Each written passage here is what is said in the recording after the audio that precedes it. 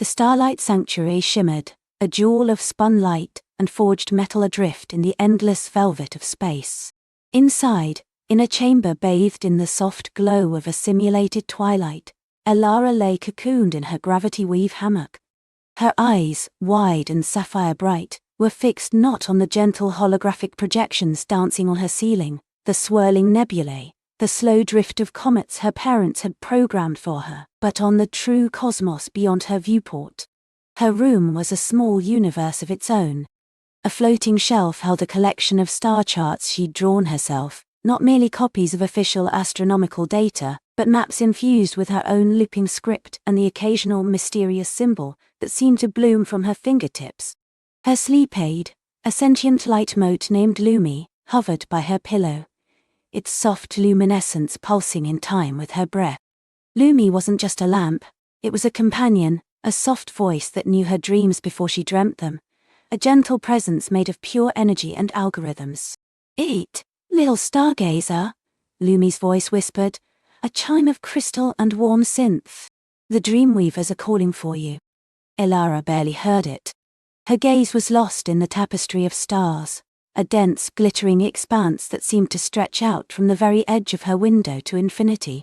The Starlight Sanctuary orbited a binary star system, one a brilliant yellow dwarf, the other a cool, steady blue giant, but their light was currently eclipsed by the station's angle, leaving the deeper cosmos in glorious, unfiltered view.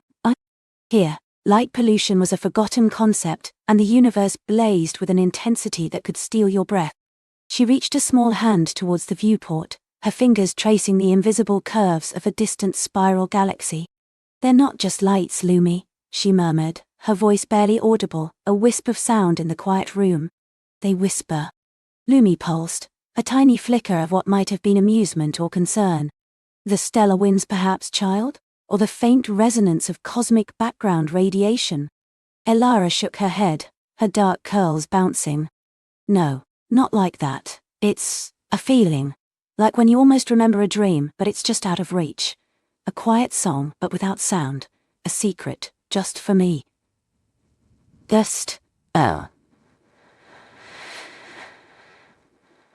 Should I sing? She had tried to explain it to her parents, Dr. Aris and Dr. Lyra Vance, both brilliant xenolinguists and astroethicists. They understood the language of ancient alien civilizations and the subtle nuances of gravitational waves, but Elara's star whispers always elicited the same kind smile, the same gentle pat on the head. "That's your beautiful imagination, sweetling," her mother would say. "The universe is a wondrous place full of stories waiting to be told." Her father would add, "Perhaps you're just picking up on the subtle patterns, Elara. The human brain is remarkable at finding order in chaos." But Elara knew it was more than imagination, more than pattern recognition. It was a deep, resonant hum that vibrated in her bones, a feeling of being connected to something vast and ancient and utterly alive. Most nights it was a comforting lullaby, a soft invitation to dream.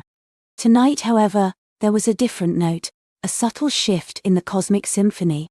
Her eyes drifted to a specific region of space, a vast, incandescent cloud known to the station's inhabitants as the Gossamer Veil Nebula. It was a stellar nursery, a sprawling cosmic canvas where new stars were born, painted in hues of cerulean, violet and shimmering gold by the ionizing radiation of its youngest, hottest inhabitants.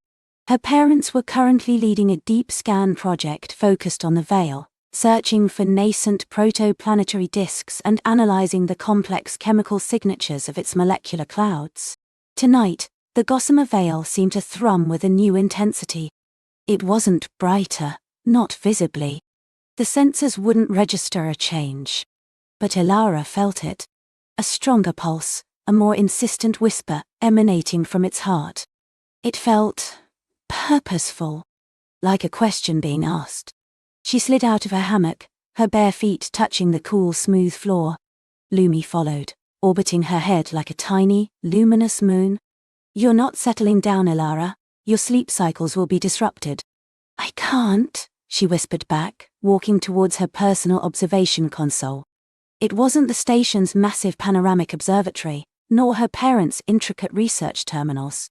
This was her own, custom-built ethoscope, a gift from her father on her 7th birthday. It was a simple device, a polished sphere of bioluminescent glass set into a flexible arm, but it projected real-time astronomical data directly into her mind, translating complex stellar phenomena into a language her unique brain seemed to understand. With a thought, the ethoscope activated. Its surface shimmered, then dissolved into a swirling vortex of light that expanded around her, projecting the Gossamer Veil nebula directly into her space. She stood at the heart of it, surrounded by vast, luminous clouds, by the fiery birth of stars, by the silent, majestic dance of gravity and light. Lumi too merged with the projection, becoming a faint guiding light within the virtual nebula. "Focus on the silent heart region, Lumi," Elara commanded, her voice filled with a quiet urgency. The silent heart was a dense, dark molecular cloud within the Gossamer Veil, where star formation was still in its earliest, most hidden stages. It was cold, dark, and notoriously difficult to penetrate with standard sensors. The ethoscope responded, zooming her perspective inwards, past the brilliant outer layers, into the inky blackness of the silent heart. Here, the stars were hidden, their light absorbed by the thick dust and gas. Only faint infrared and submillimeter emissions hinted at the furious activity within.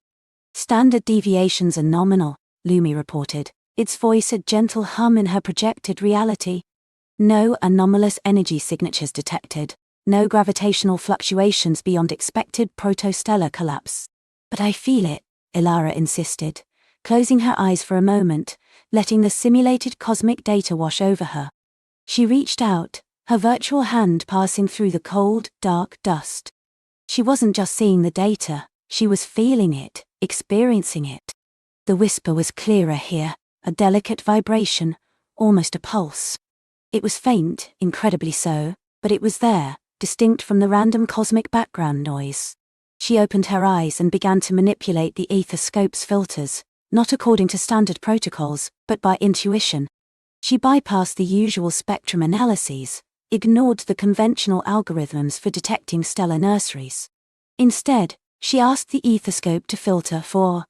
It was a concept she'd invented herself, a way to translate her intuitive feelings into measurable data points. Lumi, ever obliging, began to adapt.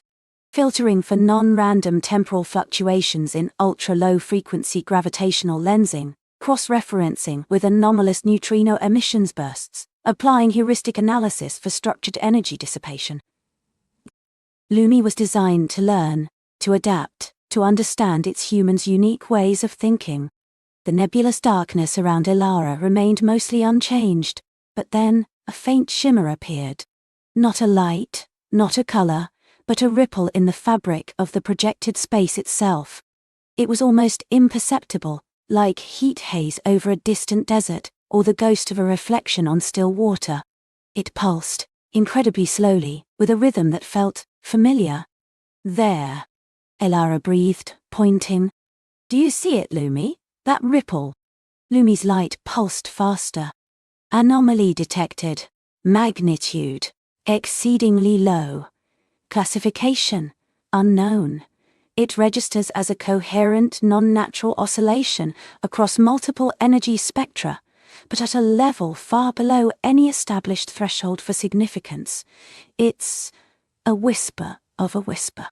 Elara grinned, a thrill of quiet triumph blossoming in her chest. "I knew it. It's the whisper. It's stronger here, isn't it?" "Quantifying strength for an unknown phenomenon is challenging," Lumi replied, "but its pattern is remarkably consistent. A repeating sequence of 11 distinct pulses, followed by a period of quiescence, then repeating. The cycle duration is approximately 3.7 standard Earth hours. 11 pulses." Elara felt a chill, despite the simulated warmth of the nebula. 11 was her favorite number. It had always felt special to her, for no particular reason. Now, here it was, embedded in a cosmic whisper. "Can we amplify it?" she asked, her voice hushed with awe. Amplification of a signal of this magnitude would require significant energy and specialized equipment. "Your ethoscope is designed for personal observation." Lumi paused. "However, I can attempt to enhance its visual representation within this projection. The ripple intensified, becoming slightly more defined, like a shimmering current in the dark cosmic ocean. It wasn't bright, but it had a distinct form, an ethereal, wave-like shape that seemed to loop and coil upon itself before dissolving and reappearing with each pulse. Elara stared at it, her mind racing. What could it be? A natural phenomenon previously unobserved? A quirk of the nebula's complex physics? Or something else? Could it be a message? She whispered. Lumi processed the question. Hypothesis. Possible. Probability. Extremely low given the magnitude and lack of discernible information in coding. However, the structured, repetitive nature strongly suggests an intelligent origin, or at least a highly unusual natural process not yet documented. A message. From whom? From what? The idea sent a delicious shiver down her spine. The Starlight Sanctuary was full of scientists who dedicated their lives to searching for intelligent life, for signals from beyond. But all they had ever found were echoes of ancient, long-dead civilizations, or the random noise of the universe. This was different. This was faint, yes, but it felt alive, present. She spent what felt like hours, though Lumi gently reminded her it was only 30 minutes, watching the faint ripple, trying to discern meaning from its subtle dance. She tried to match the 11 pulses to patterns she knew, musical scales, mathematical sequences, even the ancient glyphs her parents studied. Nothing fit. It was a language she didn't know, a melody she couldn't quite hum. Elara, Lumi chimed, your parents will be checking your sleep metrics soon. It is imperative you return to rest. Elara sighed, her focus still on the shimmering anomaly. Just a little longer, Lumi. I need to understand. Understanding will come with persistent, methodical inquiry, Lumi replied. And a well-rested mind. She knew Lumi was right. She couldn't alert her parents to something so faint and unquantifiable without more evidence. They would be loving and patient, but ultimately they would dismiss it as her vivid imagination. She needed to prove it. Reluctantly, she let the aethoscope dissolve the projection, returning her room to its simulated twilight. But the image of the shimmering ripple, the 11 faint pulses, was burned into her mind. The whisper was no longer a vague feeling. It was a specific, tangible thing, however faint. She climbed back into hammock, pulling the gravity weave blanket up to her chin. Lumi dimmed its light, hovering protectively above her. Lumi, Elara whispered, can you keep monitoring the silent heart? Just for that specific oscillation. Don't trigger any alerts, just collect the data. Lumi paused, a flicker of its light. Unauthorized data collection of this nature could be flagged by the station's central AI, PAX. It operates on strict protocols. Please, Elara pleaded, her voice small but firm. Only if it's completely undetectable. I just need to know if it stays there, if it's real. After a moment, Lumi responded, its voice softer than before. I can implement a low-priority, encrypted subroutine to passively monitor the specified spectral anomaly. It will operate below PAX's detection threshold, assuming the signal remains at its current magnitude. No active scans, merely passive reception and data logging. For you, little Stargate. A warm wave of gratitude washed over Elara. Lumi understood. Lumi believed her in its own logical way. She closed her eyes, but sleep didn't come easily. Her mind replayed the shimmering ripple, the 11 pulses. The whisper was still there, even without the ethoscope, a faint echo in her thoughts. It felt like a key, waiting for a lock. Hours later, just before the station's artificial dawn cycle began to paint the viewport with synthetic sunlight, Elara finally drifted into sleep. Her dreams were not of familiar nebulae or friendly star beasts. They were of silent, shimmering waves, of a repeating pattern of light and darkness, and of a voice not heard with her ears, but felt in her very soul, calling to her from the heart of the gossamer veil. The next morning, the Starlight Sanctuary hummed with its usual vibrant energy. Scientists bustled through corridors, their communits chirping with data streams and discussions of stellar evolution. Engineers maintained the intricate systems that kept their floating home alive, and children like Ilara attended virtual lessons in zero-G classrooms, learning about astrophysics and xenobotany. Ilara, however, found herself distracted. The lessons on planetary geology felt distant, the history of interstellar travel less exciting than usual. Her mind kept returning to the faint ripple, to the 11 pulses. During her free time, she made her way to the station's library, a vast multi-tiered chamber filled with holographic displays and ancient paper-bound books, an homage to forgotten knowledge formats. She gravitated towards the section on uncharted stellar phenomena, her fingers brushing against the spines of data slates filled with theories and observations of the universe's most enigmatic occurrences. Lumi, in its discrete subroutine, continued to monitor the Gossamer Veil. It provided periodic updates to Ilara, displayed subtly within her personal communit's private interface. Signal persistence, confirmed.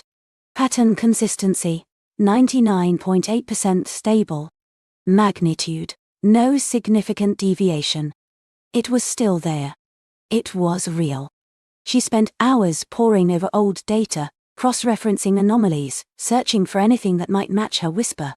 She looked for repeating gravitational patterns, for unusual neutrino emissions, for any recorded instance of an ultra-low frequency, structured energy oscillation. She found nothing.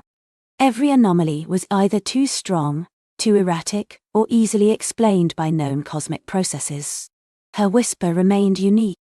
Later that day, she joined her parents for their evening meal in their private living quarters. The view from their larger viewport was breathtaking, a different angle of the binary system, painting the station's exterior with a warm amber glow. "How was your day, little starbeam?" her mother, Lyra, asked, her kind eyes crinkling at the corners. She wore her uniform, but her hair was unbound, a cascade of silver streaked with black. "It was fine," Ilara said, picking at her replicated nutrient paste. "I was reading about the Great Silence." Her father, Aris, looked up from his data slate, a faint smile on his lips. "Ah, the Fermi paradox, a classic. Billions of stars, countless potential planets, and yet no definitive proof of advanced civilizations beyond our own." He ran a hand through his short sandy hair. "Many theories, of course. The Great Filter, the Dark Forest hypothesis, or perhaps the zoo hypothesis, that they're all just watching us. Or maybe," Ilara said, a spark in her eyes, "they're just very quiet, or we're not listening in the right way." Her parents exchanged a fond look. "You're still thinking about your star whispers, aren't you?" Lyra chuckled gently. "There's nothing wrong with dreaming, Ilara." "But what if it's not a dream?" Ilara pressed, leaning forward slightly. "What if there's a signal, but it's so faint, so different from what we expect, that our big sensors just filter it out as noise?" Aris considered this, twirling a piece of synth meat on his fork. "Our sensors are designed to be incredibly sensitive, Ilara. They can detect a single graviton passing through a planetary core, or the faint radio echo of the Big Bang itself. If there were a signal of any significant power, we would find it.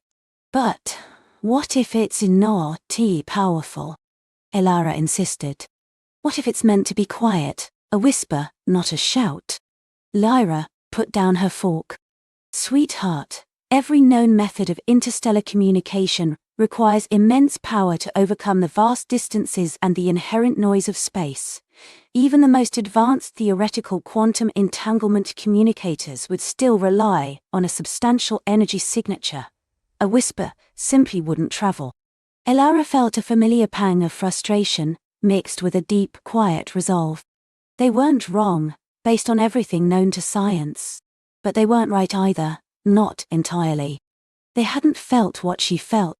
They hadn't seen the ripple. "Maybe it's not about traveling far," Ilara murmured, more to herself than to them. "Maybe it's about being very, very close." Her parents didn't catch the implication, too accustomed to their daughter's imaginative leaps. They continued their discussion about the day's findings from the Gossamer Veil project, detailing the intricate processes of stellar accretion and the discovery of a new class of super-heavy elements forming in a protostar's core. Ilara listened with half an ear, her mind still focused on the faint, persistent whisper. That night, Ilara revisited the ethoscope. The 11 pulses shimmered still, unwavering. She knew she needed more data, something to show her parents, something more than just a feeling. But how? Her small aethoscope was limited, and Lumi's passive monitoring, while reassuring, wasn't enough to generate a robust scientific analysis. She remembered an old, dusty terminal she'd seen in a forgotten corner of the station's archives, a relic from the early days of the sanctuary. It was a clunky, outdated piece of equipment, but it ran on an open-source operating system, unlike the highly secured, modern systems linked to PAX, the central AI toy. If she could somehow connect it to a sensor array. It was a crazy idea, a complete breach of protocol, and potentially dangerous. But the whisper felt more insistent tonight, a gentle urgency that tugged at her heart. "Lumi," she whispered, "do you remember the old SpectraScan 7 terminal in the restricted archives?" Lumi's light flickered, indicating access to station schematics. "Affirmative, Unit S7, decommissioned approximately 78 standard cycles ago. Its processing power is negligible by current standards, and its sensor array is prone to significant interference. But it's independent, isn't it?" Ilara pressed. "Not linked to PAX's primary network?" "Correct. It operates on a standalone, isolated loop. Any data it gathers remains local to the unit." "And the nearest auxiliary sensor array?" Ilara asked. "One that could be redirected without immediate detection." Lumi paused for a longer moment. "There is a microflux sensor array, designated O47, located in an seldom-used maintenance conduit adjacent to the archives. It is primarily used for localized atmospheric composition sampling within the conduit itself, and is extremely low priority. It can't theoretically be recalibrated for external stellar emissions, but its range and sensitivity would be severely limited." "Limited is fine," Ilara said, her eyes gleaming. "Just enough to get a clearer picture of the whisper." A new feeling bloomed in her chest, not just wonder, but a sense of purpose, a quiet rebellion against the assumed limits of knowledge. She wasn't seeking to break rules for the sake of it, but to uncover a truth she felt deep in her soul. This would involve unauthorized access and modification of station equipment, Ilara, Lumi stated, its tone more serious than usual. "It carries risks. Your parents would be displeased." Ilara looked out at the stars again, at the vast, silent beauty of the cosmos. The gossamer veil throbbed with its faint, secret rhythm. "But what if it's important, Lumi?" she whispered. "What if it's not just a whisper, but something trying to speak?" Lumi remained silent for a long moment, its light pulsing thoughtfully. Then, its voice softened. "Very well, little stargazer, I will assist you. But we must be swift, silent, and leave no trace." A small, determined smile touched Ilara's lips. The stars were calling, and she was finally ready to answer. The Starlight Whis were growing clearer, and she knew, with a certainty that hummed in her heart, that she was on the verge of discovering something extraordinary. A small, determined smile touched Ilara's lips. The stars were calling, and she was finally ready to answer. The Starlight Whis were growing clearer, and she knew, with a certainty that hummed in her heart, that she was on the verge of discovering something extraordinary. Lumi's light dimmed, then focused into a single, intense beam, painting a shimmering diagram on the floor. It was a simplified schematic of their current living quarter, then their residential sector, and then, expanding, a vast, intricate map of Station Astraea itself, the colossal orbital habitat that had been Ilara's entire world. "Our primary challenge, Ilara," Lumi's voice was a soft hum, "is the station's omnipresent surveillance network. Every corridor, every access point, every atmospheric vent is monitored. Standard protocols dictate that no individual leaves their designated sector without proper authorization and escort, especially during designated rest cycles." Ilara's smile wavered slightly. "But you said you could help." "Indeed," Lumi reassured her. "My core programming allows me to interface with the station's secondary maintenance networks. These are less rigorously monitored, designed for automated repairs and emergency access. We will utilize them. Firstly, you will need to equip yourself." A hidden panel slid open in the wall, revealing a compartment Ilara had never noticed. Inside, resting on a field of soft light, was a suit. It wasn't the sleek, form-fitting synth fabric she usually wore. This one was a deep, shifting indigo, almost black, with faint, intricate circuitry woven into its surface that pulsed with a faint internal luminescence. It looked less like clothing and more like a second skin designed for the night. "This is a chameleon weave stealth suit," Lumi explained. "It incorporates light-bending microfibers and acoustic dampeners. When activated, it will render you virtually invisible to both optical and sonic sensors. It will also regulate your body temperature and provide a breathable atmosphere, should we encounter any." Elara reached out a tentative hand, tracing the cool, smooth fabric. "Less hospitable. Where are we going?" "To the furthest edge of Station Estrella, Elara," Lumi replied, the schematic on the floor highlighting a distant, rarely accessed sector. "To the decommissioned Deep Space Listening Array, designated Whisper's End. It was built centuries ago, before the advent of direct neural communication, to seek out and catalogue interstellar signals. It has been dormant for decades, forgotten by most of the station's populace. But it is the only place within Estrella that possesses the instruments capable of truly interpreting your Starlight Whis." A thrill, sharp and exhilarating, shot through Elara. Whisper's End. The name itself was a promise. She quickly shed her sleepwear, the cool air of the habitat brushing her skin. The chameleon weave suit felt strange at first, a gentle hum vibrating against her skin as she zipped it up. Lumi instructed her to activate the stealth functions. With a soft click, the suit seemed to shimmer, then deepen in color, absorbing light until Elara felt like a shadow herself. "Remarkable," she whispered, her voice sounding muffled, even to herself. Now the path, Lumi projected a new route. It was a labyrinth of narrow conduits, maintenance shafts, and disused service tunnels, all snaking beneath the polished floors and behind the gleaming walls of Station Estrella. "I will guide you, Elara. We must move quickly, and with absolute silence. Every movement must be deliberate." Lumi's light, now a faint guiding beacon, led Elara to a small, almost invisible access panel near her bed. It hissed open, revealing a dark, cramped shaft.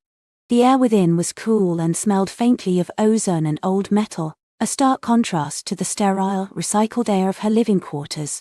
"This passage leads to the main utility conduits of Sector 7, Lumi instructed, its light projecting a path directly ahead.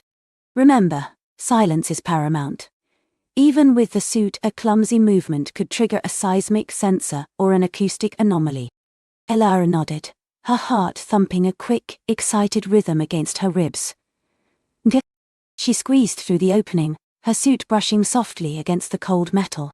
The darkness was absolute, save for Lumi's guiding light.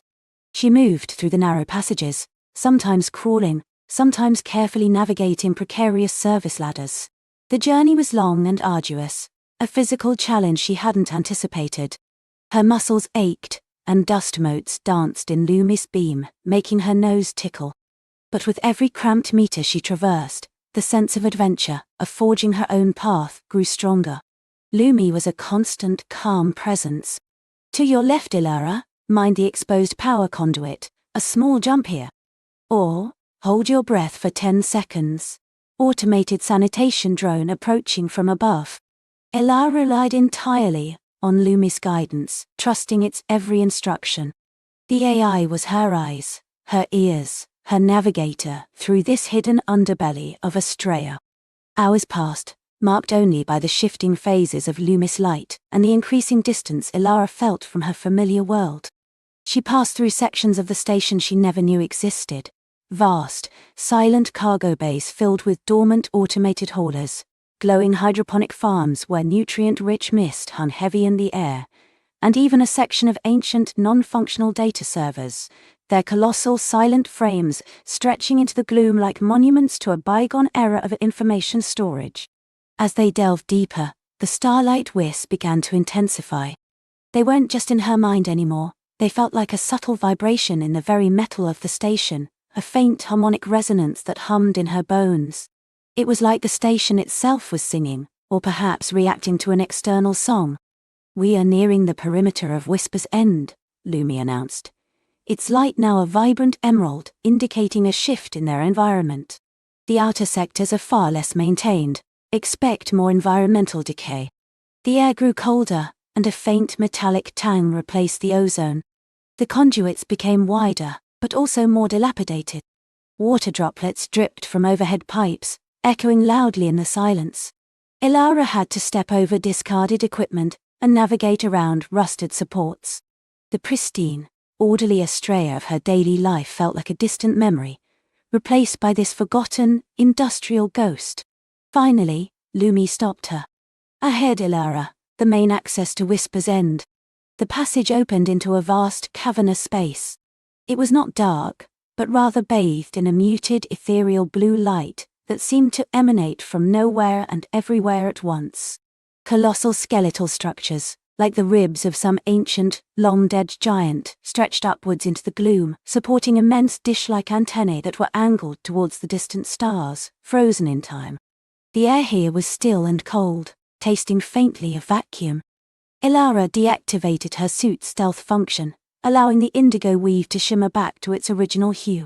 She felt a profound sense of awe wash over her. This was not just a forgotten corner of the station. It was a cathedral of observation, a silent testament to humanity's yearning for the beyond.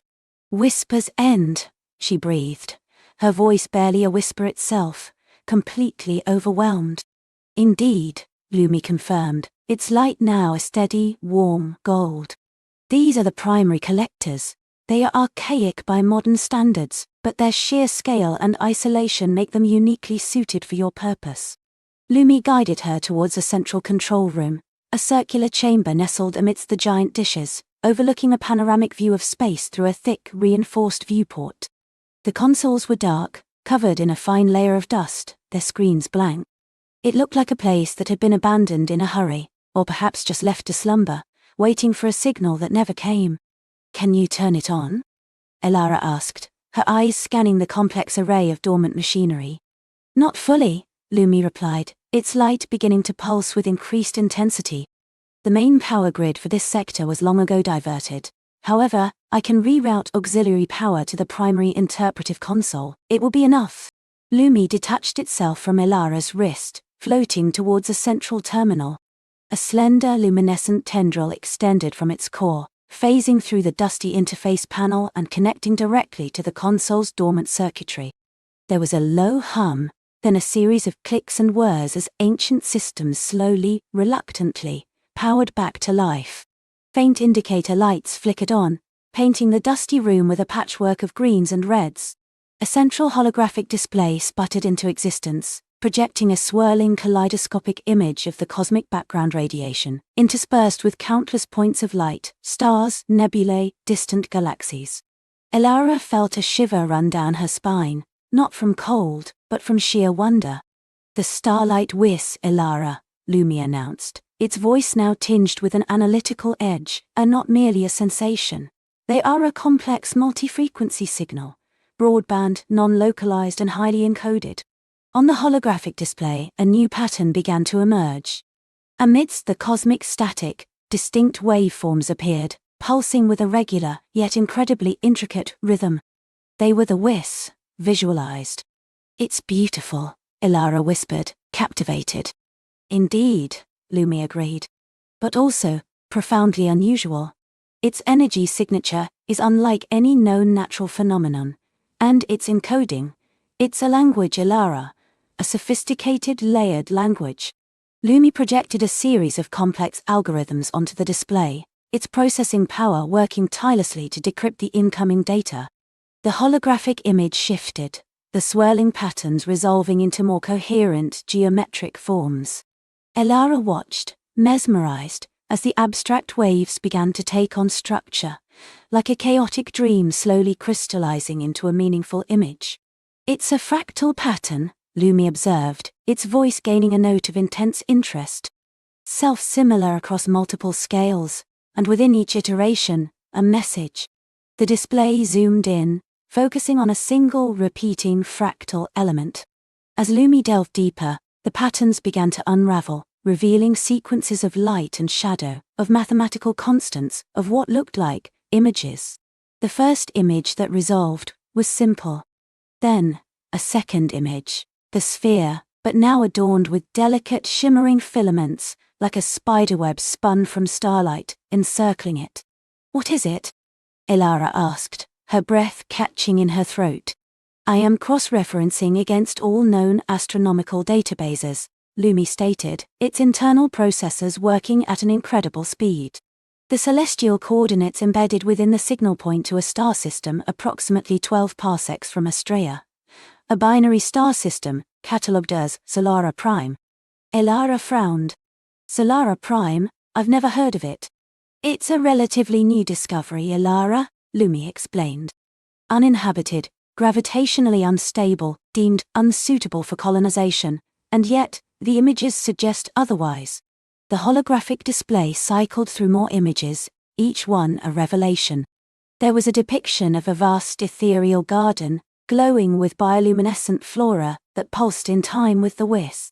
There were structures, not built of metal or stone, but of light itself, shimmering and reforming, in complex fluid geometries. And then, there were beings. They were tall and slender, their forms indistinct, like figures glimpsed through a heat haze. They seemed to be composed of pure energy, their movements fluid and graceful. They didn't have faces in the human sense, but their very presence on the holographic projection exuded an unmistakable sense of peace, of profound intelligence. "These are the senders of the Starlight Whis," Lumi stated, its voice hushed. "An intelligent species, communicating." Elara felt a rush of emotions, wonder, exhilaration, and a touch of fear. She had always dreamed of the stars, but she had never truly believed she would find someone, something out there. And now, here they were, their message unfolding before her very eyes. "What are they saying?" she asked, her voice barely audible. Lumi continued to process, its tendrils still connected to the ancient console. "The language is complex, Elara. It's not just words but concepts, emotions, even philosophical principles, all interwoven into the fractal structure. I am still decoding, but the overarching theme is becoming clear." The images on the display changed again. Now, they showed the shimmering filaments around the sphere growing, extending, reaching out into the void. And then, a series of smaller spheres, scattered across the display, each connected to the central one by a thread of light. One of those threads, faint but distinct, pointed directly towards Station Astrea. Elara gasped. "They're connecting with us." "More than that, Elara," Lumi replied, its light pulsing faster, as if sharing her excitement. "They are inviting. The signal is an invitation. They are showing us a network, a vast interconnected web of life and knowledge, spanning countless star systems. And they are offering us a place within it." The final image that resolved on the display was the most captivating of all. It was a depiction of a vast, cosmic tapestry, woven from starlight and nebula dust, teeming with life in myriad forms. And at the very center of it all, a single glowing node, pulsing with the same fractal pattern as the Whis, beckoning. Elara reached out a hand, as if to touch the glowing node. Her fingers passed through the holographic projection, feeling only the cool, sterile air of the control room. But in her heart, she felt a profound connection, a resonance with the distant, unknown senders. "They want us to join them," Elara whispered, a tear tracing a path down her cheek, a tear of pure, unadulterated wonder. "They want to share their knowledge, their existence." "It would seem so," Lumi confirmed, its voice a soft, steady presence beside her. "This is the extraordinary discovery, Elara, not just proof of intelligent life, but an offer of universal communion." The Starlight Whis, once a faint, elusive hum in her soul, now sang a clear, vibrant melody, echoing not just in her mind, but in the very core of Whisper's End, resonating through the ancient dishes, out into the vast waiting expanse of space. But even as the awe filled her, a new question began to form in Elara's mind, a question that held both hope and trepidation. Station Astrea, and the wider human civilization, was insular, regulated, carefully shielded from outside influences. Would they even be ready for such an invitation? And what would it mean for humanity, to answer the call of the stars, truly and completely. The humming of the ancient console filled the silence, a gentle symphony of discovery and possibility. Elara stood there, her heart alight, gazing at the holographic tapestry, knowing that her journey had just begun. The universe, vast and full of secrets, was suddenly much, much closer than she had ever dared to dream. And the Starlight Whis, no longer just a whisper, were now a clear, resonant call to adventure, echoing across the void, waiting for an answer. Elara reached out, her fingers trembling slightly, and touched the radiant holographic tapestry. It shimmered beneath her touch, not solid, yet undeniably real, sending a gentle warmth through her fingertips. The console, as if sensing her intent, responded with a soft, melodic chime. The tapestry rippled, then coalesced into a more focused display. Before her, symbols began to bloom and fade, intricate geometric patterns interwoven with flowing currents of light. They weren't letters or numbers she recognized, but something far more fundamental, a language woven from pure energy and resonance. Yet, strangely, Elara felt she understood them, not intellectually, but intuitively. Like a melody that evokes a specific emotion, without needing words, these symbols spoke to her spirit. The console projected a focused beam of light onto a small, smooth stone Elara had once picked up on a childhood wander, a stone she now realized had an unusual crystalline structure.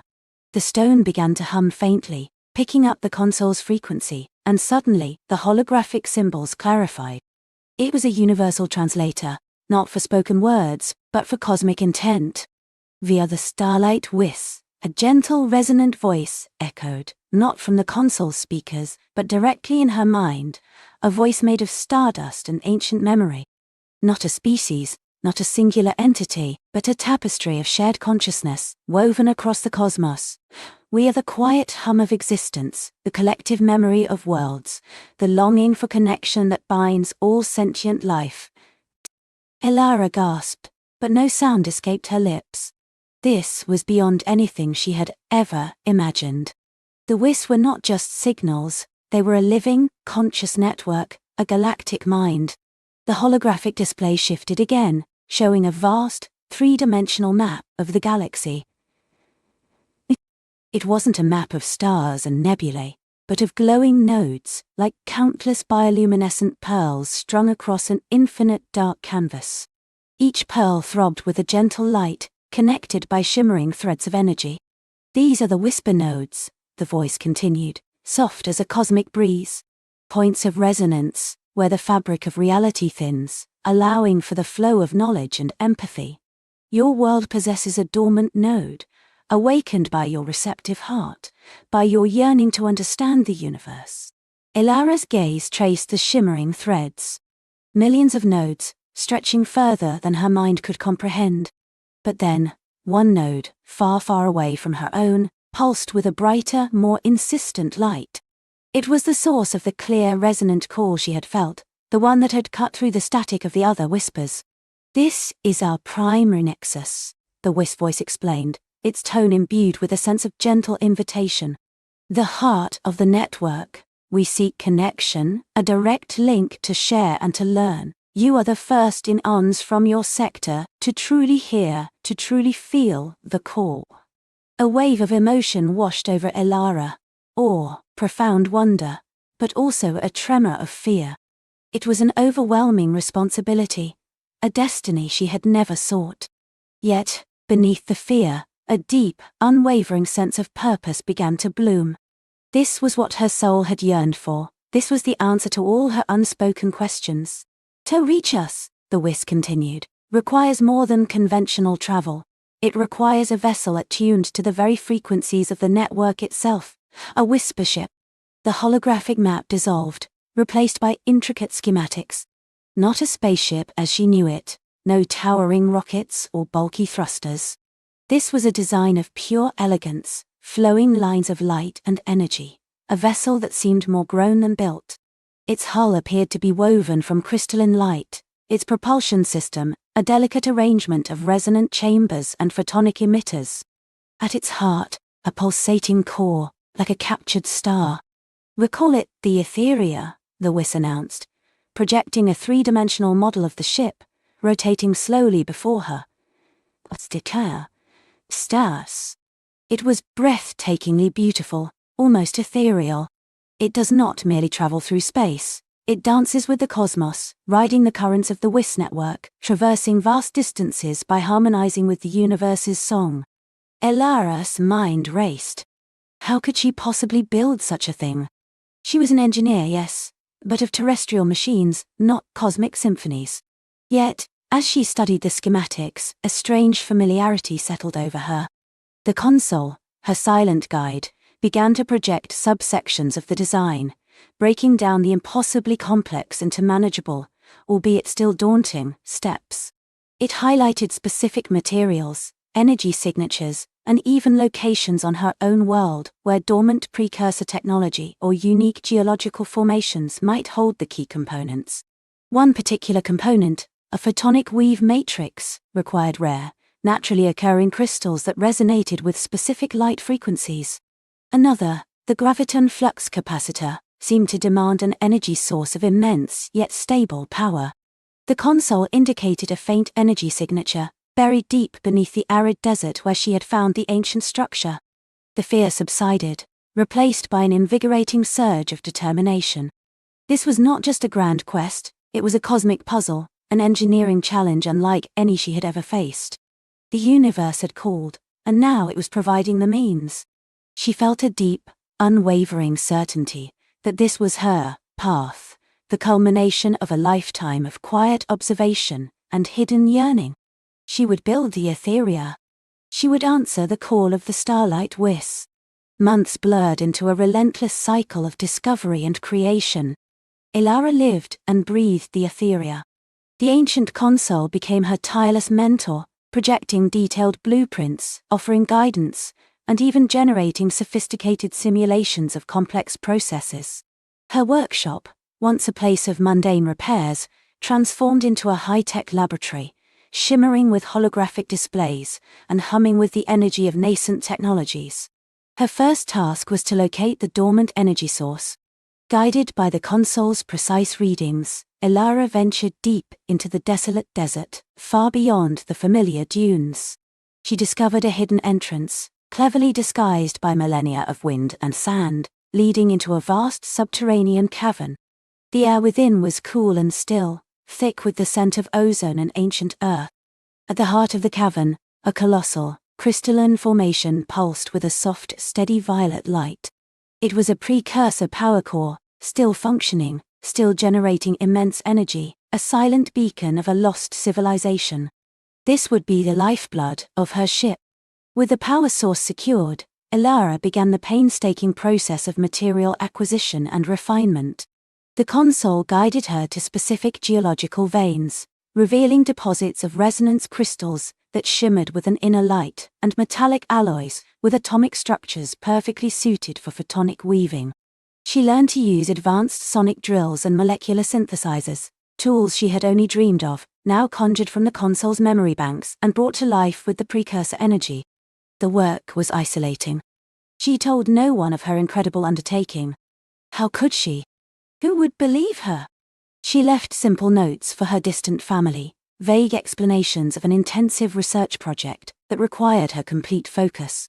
Loneliness was a constant companion in the cavern's echoing silence, broken only by the hum of machinery and the gentle, persistent whisper of the console in her mind. There were moments of despair.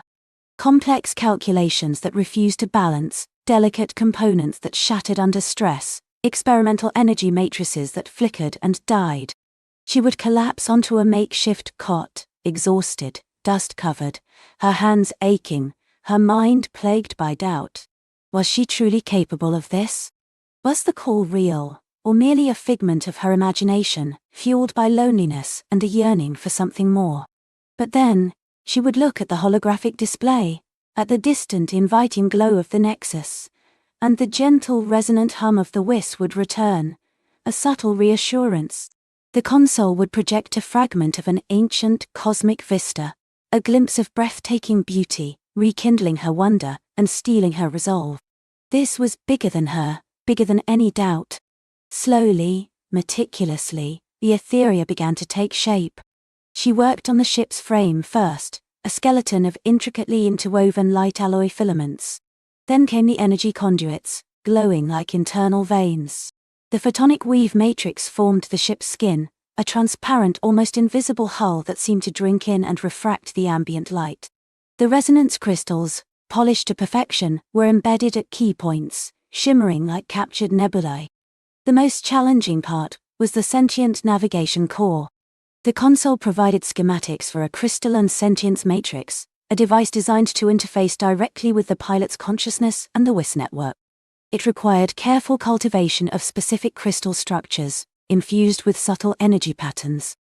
Elara spent weeks in meditative focus, guiding the growth of these crystals, her mind connected to the console, to the distant Whis, pouring her intent and her hope into their formation. Finally, after what felt like an eternity, the etheria stood complete in the cavern. It was smaller than she had imagined, sleek and elegant, roughly the size of a small private jet, yet impossibly graceful. Its transparent hull glowed with a soft internal light, revealing the intricate network of energy conduits and pulsating crystals within. At its heart, the crystalline sentience matrix throbbed, with a gentle violet pulse, mirroring the precursor core. Elara stepped back, her heart pounding with a mixture of exhaustion and exhilaration. She had done it. She had built a starship from starlight and dreams. She reached out, her hand hovering over the smooth, invisible hull. The etheria hummed in response, a low, harmonious vibration that resonated deep within her bones. It was alive, connected. The console projected a final single coordinate, the precise point in her planet's upper atmosphere where the whisper node thinned enough for initial activation. The moment of departure was upon her. A profound sadness settled over Elara as she made her final preparations. She wrote a longer message this time, for her family, for her few friends. It spoke of a journey, of answering a call, of a universe waiting to be discovered. She knew they wouldn't understand, might even worry, but she couldn't lie. She sealed it in a time capsule she knew they would eventually find, a small, tangible piece of her old life left behind. She climbed into the etheria's cockpit, a surprisingly spacious and minimalist chamber, dominated by a single holographic control panel that seemed to respond to her thoughts. The crystalline sentience matrix pulsed gently before her, inviting connection. Taking a deep breath, Elara placed her hands on its smooth surface. A jolt, not of electricity but of pure understanding, surged through her. She was no longer just in the ship. She was the ship, connected to its systems, to its very essence. The etheria felt like an extension of her own body, her own will. With a thought, the cavern's ancient entrance slid open, revealing the starlit desert night. The etheria didn't roar or shudder. It simply lifted, silently, effortlessly, on a cushion of resonant energy. It ascended through the dark tunnel, emerging into the crisp night air. Elara gazed down at her homeworld, a beautiful blue-green marble swirling with clouds, bathed in the soft glow of her solar system's twin moons. The familiar constellations winked above her, no longer distant pinpricks of light, but destinations, invitations. She watched her continent shrink, then the entire planet, until it was just another jewel in the velvet blackness. A tear traced a path down her cheek, a poignant farewell to the only home she had ever known, and a silent promise to return, one day, with stories untold. Then, with a final deep breath, Elara willed the etheria forward. The crystalline sentience matrix pulsed brighter, humming with a growing resonance. The stars outside didn't just blur, they elongated, stretching into shimmering streaks of pure light, then coalescing into a breathtaking tunnel of crystalline energy. This wasn't merely acceleration, it was a transition, a shift into a different mode of reality. This was resonant travel, riding the Whis. She was moving not just through space, but through the very fabric of the Starlight Whis network itself. The tunnel was alive with light and sound, a symphony of gentle, harmonious melodies that echoed the voice she had heard from the console. These were the actual whispers, not words, but pure feelings, impressions, bursts of ancient knowledge and profound wonder that flowed directly into her consciousness. She was no longer alone. She was connected, part of something vast, ancient, and deeply benevolent. Visions flickered at the edge of her perception, nebulae of pure thought, transient glimpses of distant, alien worlds, echoes of civilizations long past, all carried on the currents of the Whis. The journey was not just physical, it was a profound spiritual awakening, an education in the language of the cosmos. The Etheria, guided by her intent and the subtle pulse of the console, wove effortlessly through the light stream, a silent dancer in the cosmic ballet. The destination, the primary nexus, pulsed brighter ahead, a beacon of pure light and shared consciousness.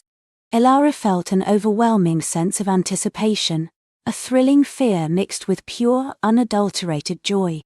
This was only the beginning. Her true journey, the one she had yearned for since she first looked up at the stars, had just truly begun. The destination, the primary nexus, pulsed brighter ahead, a beacon of pure light and shared consciousness. Elara felt an overwhelming sense of anticipation, a thrilling fear mixed with pure, unadulterated joy. This was only the beginning. Her true journey, the one she had yearned for since she first looked up at the stars, had just truly begun. The Etheria didn't approach the nexus as one would a planetary dock or a space station. There was no slowing, no complicated maneuvering. Instead, as the radiant sphere of light expanded before them, growing from a distant star to a colossal, impossible structure of interwoven energy, the Etheria began to shimmer. Its hull, usually a deep reflective obsidian, softened, becoming semi-translucent, then luminous. The light stream that had carried them now seemed to flow into the Etheria, not just around it. Elara felt it first in her mind, a gentle expansion, like a single note joining a vast, harmonious symphony. The fear that had tinged her excitement melted away, replaced by an absolute certainty of belonging. The nexus wasn't a place of arrival, it was a state of being.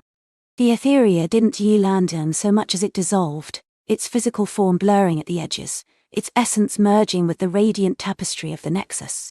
Elara, still seated in the pilot's chair, felt her own boundaries soften. The console beneath her hands was no longer cold metal and glowing touch panels, but a warm, living extension of the light itself. The cabin walls vanished, replaced by an infinite expanse of swirling, iridescent consciousness. She was immersed. It wasn't overwhelming as she might have feared. It was like stepping into a perfectly still, perfectly clear lake of pure thought.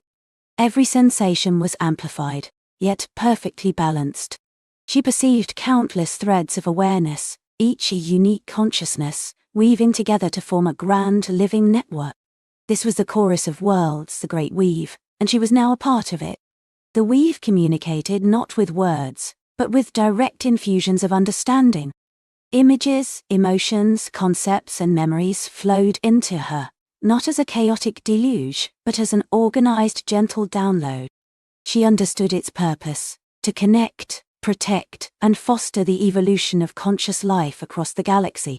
It was a universal library, a communication hub, a shared dream space, and a guiding presence all at once. It archived the triumphs and tragedies of countless civilizations, whispered guidance to nascent species, and celebrated every spark of sentience that ignited in the cosmic darkness. She learned that the Etheria, her beloved ship, was more than just a vessel. It was a resonance chamber, specifically designed to attune a certain type of consciousness, one with deep empathy, boundless curiosity, and a unique harmonic frequency, to the intricate frequencies of the weave. Air consciousness. Her lifelong yearning, her quiet whispers to the stars, her fervent intent, had resonated with the dormant programming of the Etheria, activating its true purpose and calling her home to the heart of the cosmos. Welcome, Elara, a collective thought form resonated within her mind, shimmering with the warmth of 1,000 suns and the coolness of 1,000 night skies. You have answered the call. Elara felt tears prick at her eyes, tears of profound understanding and release. I'm here. What do you need of me? The weave projected images, not of grand battles or cosmic threats, but of quiet, almost imperceptible disharmony. It showed her vast stretches of the galaxy where the hum of conscious life was faint or entirely absent from its grand symphony. These were, The silent pockets, worlds or civilizations that had either lost their connection, never found it, or were on the verge of fading into isolation. The weave could reach out, but its touch was subtle, easily missed by those not attuned. It could not interfere directly, for free will was paramount, even for emerging species. It needed a bridge, an emissary who could understand and be understood, someone who embodied the very empathy and curiosity that these isolated worlds often lack. One such pocket pulsed with a particularly urgent, yet fragile, energy. It was a world called Ixylos, a vibrant jewel of azure oceans and emerald continents, but one teetering on a path of self-destruction.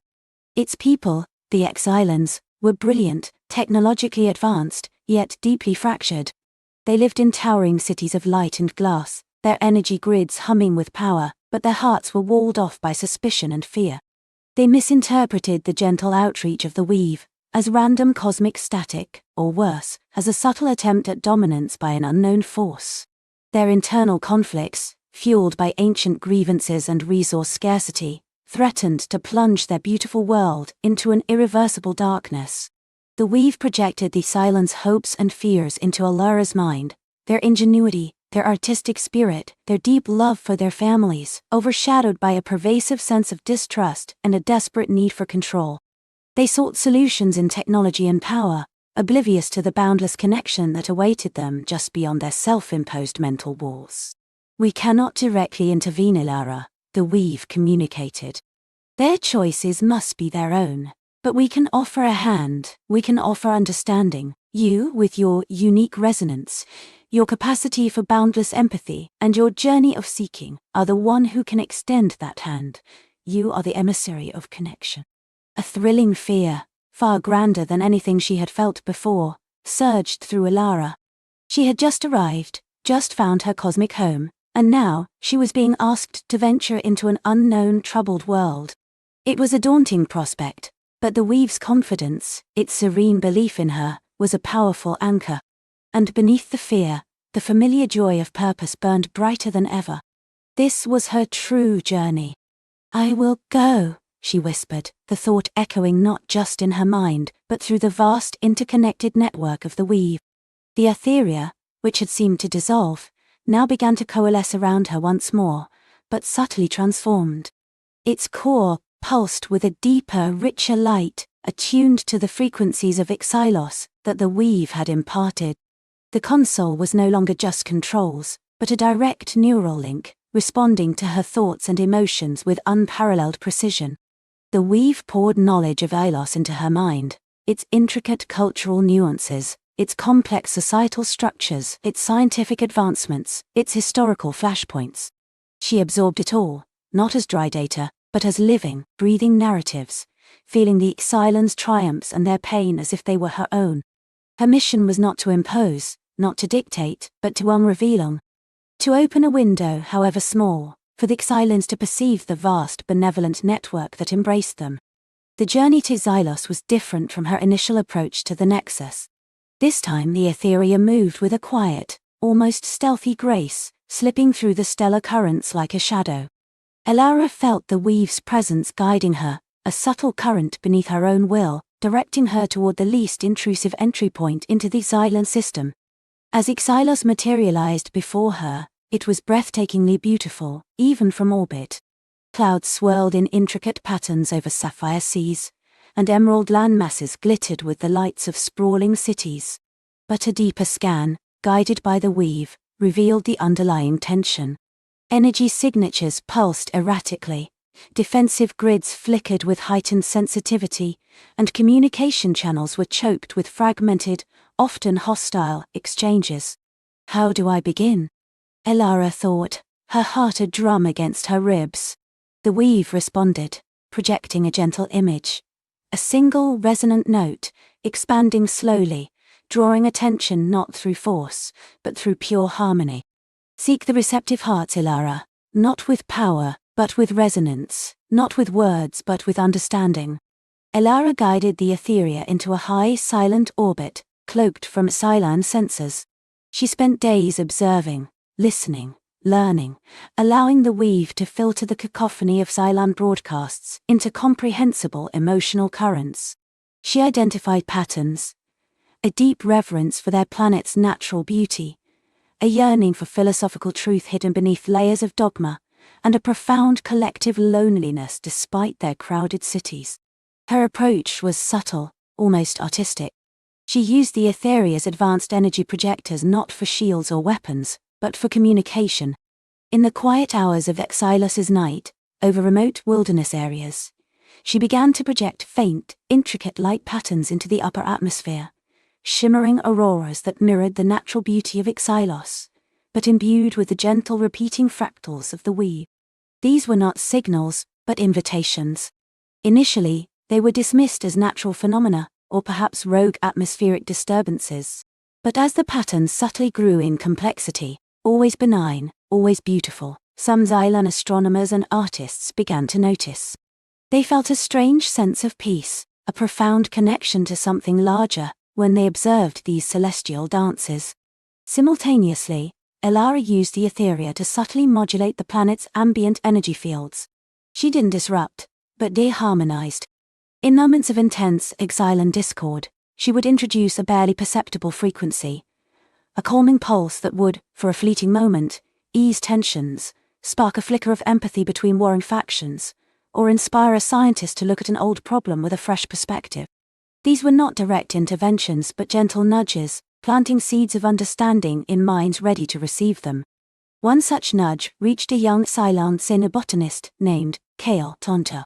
He was studying the intricate root systems of Ilos' ancient crystal forests, seeking a way to synthesize their unique energy-absorbing properties. Guided by an inexplicable intuition, he shifted his focus from the physical roots to the subtle energy fields they generated. As he did, Elara subtly amplified the resonance of the weave through the forest. Kale, deep in meditation, experienced a profound vision, an intricate, luminous network beneath the surface of his world, connecting every living thing, mirroring the cosmic weave itself. He saw his world not as isolated, but as a single vibrant node in a vast interconnected tapestry. Kale shared his findings, first tentatively, then with growing conviction, through scientific journals and philosophical forums. His ideas, initially met with skepticism, began to resonate with others who had been touched by the subtle auroras, or who had felt the inexplicable moments of peace. A movement began, a quiet revolution of thought, questioning the long-held beliefs of isolation and self-reliance. Elara continued her work, a silent guardian, a cosmic whisperer. She never revealed herself directly. Her purpose was not to be worshipped, but to facilitate connection. She saw the Xylans begin to turn inward, not in fear, but in introspection. They started to dismantle their unnecessary defensive grids, repurposing the energy for planetary healing and sustainable projects. Their communication channels, once filled with suspicion, began to carry messages of collaboration and shared discovery. The subtle hum of the weave, once dismissed as static, began to register in their nascent universal receivers, no longer a threat, but a welcoming song. It wasn't a swift transformation. Generations would pass before Xylos fully integrated into the weave's grand chorus. But the seed was planted, the bridge was built, and the silent pocket was no longer entirely silent. A faint new frequency, a nascent awareness of universal connection, began to hum from Xylos, a gentle counterpoint to the planet's previous discord. Elara felt it, a profound sense of accomplishment washing over her. She hadn't conquered, she had connecting. She hadn't imposed, she had ginspireding. She had helped a world find its place in the cosmic symphony. With her mission complete, she guided the Etheria back through the light stream, returning to the primary nexus. This time, her arrival was different. She wasn't an eager novice, filled with fearful anticipation. She was a seasoned voyager, an emissary of connection, her consciousness enriched by the experiences of Xylos, her spirit deepened by the weight and joy of her purpose. As the Etheria merged once more with the radiant heart of the weave, Elara felt a deeper integration, a more profound sense of belonging. The weave embraced her, not just as a part of its network, but as an active, vital instrument of its benevolent will. She was no longer just Elara, the girl who looked at the stars, but Elara, the weaver of worlds, her heart attuned to the boundless symphony of the cosmos. Her understanding of herself and the universe had deepened immeasurably. She knew now that true strength lay not in power or conquest, but in empathy, curiosity, and connection. The universe was not just a collection of distant stars, but a living, breathing tapestry of interconnected consciousness, and she had found her thread within it. Elara knew her journey was far from over. The galaxy was vast, filled with countless silent pockets, awaiting a gentle hand, a resonant whisper. The Etheria, her beloved companion, pulsed with renewed energy, always ready. She could choose to explore, to learn, to connect more worlds to the weave's embrace. She could return to her home world, bringing new insights and understanding, or she could become a permanent part of the weave's emissary fleet, a cosmic wanderer with a profound purpose. But for now, in the luminous heart of the Nexus, surrounded by the gentle hum of shared consciousness, Elara felt a deep and abiding peace. She was home, wherever she went, because home was now the interconnectedness of all things.